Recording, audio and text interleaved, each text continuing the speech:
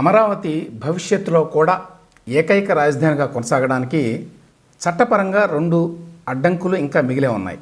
అందులో ఒకటి జగన్మోహన్ రెడ్డి అధికారంలో ఉన్నప్పుడు సుప్రీంకోర్టులో వేసినటువంటి అప్పీలు. రెండవది కేంద్ర ప్రభుత్వం చేత అమరావతి ఏపీకి ఏకైక రాజధాని అని చెప్పి ఒక గెజెట్ నోటిఫికేషన్ ఇప్పించడం. ఈ రెండింటిలో మొదటి దానికి సంబంధించి ఒక డెవలప్మెంట్ జరిగింది. అదేంటంటే జగన్మోహన్ రెడ్డి అప్పట్లో హైకోర్టు ఇచ్చిన తీర్పు మీద సుప్రీంకోర్టుకి అప్పీల్కి వెళ్ళాడు. హైకోర్టు ఏమని తీర్పు ఇచ్చింది? అప్పట్లో జగన్మోహన్ రెడ్డి ప్రభుత్వం ప్రతిపాదించిన 3 రాజధానుల వ్యవహారం చెల్లదు, రైతులతో కుదుర్చుకున్న ఒప్పందం ప్రకారం రాజధానిగా అమరావతి మాత్రమే ఉండాలి అని అప్పట్లో డివిజన్ బెంచ్ తీర్పిచ్చింది. దాని మీద జగన్మోహన్ రెడ్డి సుప్రీంకోర్టుకి అప్పీల్కి వెళ్ళాడు. ఏమని? హైకోర్టు ఇచ్చిన తీర్పును కొట్టివేయండి అని. అంటే అర్థం ఏంటి? 3 రాజధానులు ఏర్పాటు చేసుకునే అధికారం రాష్ట్ర ప్రభుత్వానికి ఉన్నది అని మీరు తీర్పు ఇవ్వండి అని ఆ అప్పీల్లో కోరారు. ఇప్పుడు ఆ అప్పీల్ ఇంకా పెండింగ్లోనే ఉంది. తాజాగా ఈ అప్పీల్కి సంబంధించి చంద్రబాబు నాయుడు ప్రభుత్వం ఒక ఎఫిడవిట్ వేసింది. ఈ ఎఫిడవిట్లో మా తాజా ఆలోచన ప్రకారం అమరావతి మాత్రమే ఏకైక రాజధానిగా కొనసాగుతుంది ఆంధ్రప్రదేశ్కి.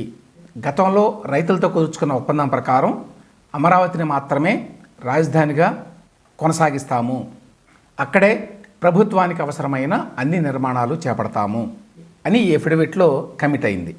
అందువల్ల సుప్రీంకోర్టులో ఉన్నటువంటి ఈ స్పెషల్ లీవ్ పిటిషన్ని డిస్పోజ్ ఆఫ్ చేయండి అని చెప్పి రాష్ట్ర ప్రభుత్వం కోరింది. ఆ మేరకి సుప్రీంకోర్టు కనుక త్వరలో డిస్పోజ్ ఆఫ్ చేస్తే అప్పుడు అమరావతికి ఒక అడ్డంకి తొలగినట్టు.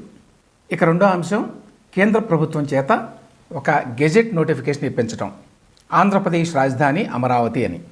దానికి సంబంధించి కూడా మేము కేంద్ర ప్రభుత్వానికి లేఖ రాస్తున్నాం అని చెప్పి మున్సిపల్ శాఖ మంత్రి పి నారాయణ ఈ మధ్యనే చెప్పారు. అది కూడా జరిగితే ఇక అప్పుడు భవిష్యత్తులో ప్రభుత్వాలు మారినా, ఏ ముఖ్యమంత్రులు వచ్చినా అమరావతి నుంచి రాజధానిని కదపడం అసాధ్యం.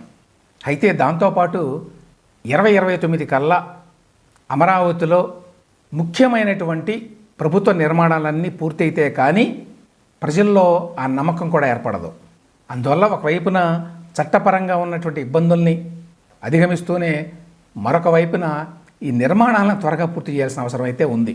2 సంవత్సరాల్లో పూర్తి చేస్తామని చెప్పి నారాయణ గారు, ముఖ్యమంత్రి గారు ఇద్దరు చెప్పారు.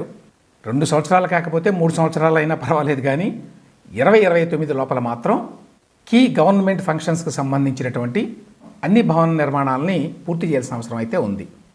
అప్పుడు భవిష్యత్తులో ఇంకెవరో కూడా ఈ రాజధాని అంశాన్ని మళ్ళీ ముట్టుకునేటువంటి అవకాశం ఉండదు.